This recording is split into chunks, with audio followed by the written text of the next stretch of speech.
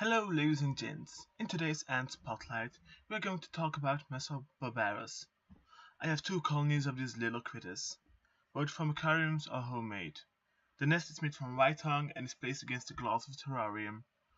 This formicarium has neodymium magnets attached to it, so it can be easily removed from the glass without doing any damage to the nest or the glass. Now, onto the ants. Messor barbarus is an interesting ant species which inhabits dry areas in southern Europe and northern Africa. Messor barbarus is a monogynous species, which means they have one queen per colony.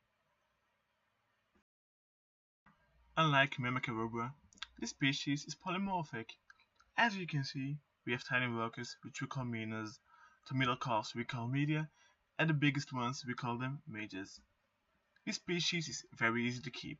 The queen is about 16 mm, while the workers can be as tiny as 3 mm, whilst the majors can reach sizes up to 14 mm. They can be kept at room temperature, but they don't mind heat, and can be kept at even 30 degrees Celsius.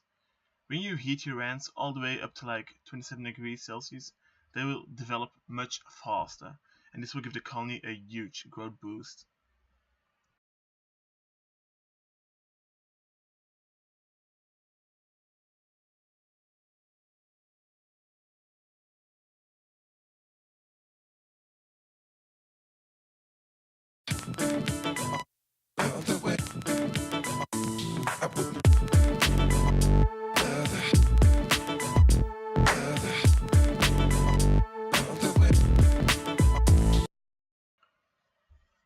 The cool thing about this species is the largest part of their diet consists of seeds. Seeds, you ask? Yes, seeds. In the wild, these ants build huge nests with large seed storages, which they keep dry so they can consume the seeds at a later time. The seeds contain almost everything the ants need. However, for young colonies, it's advised to feed them a lot of insects, because opening the seeds and chewing on them costs a lot of energy.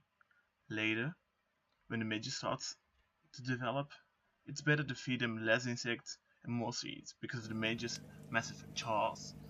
Chewing of seeds is going to pay off more.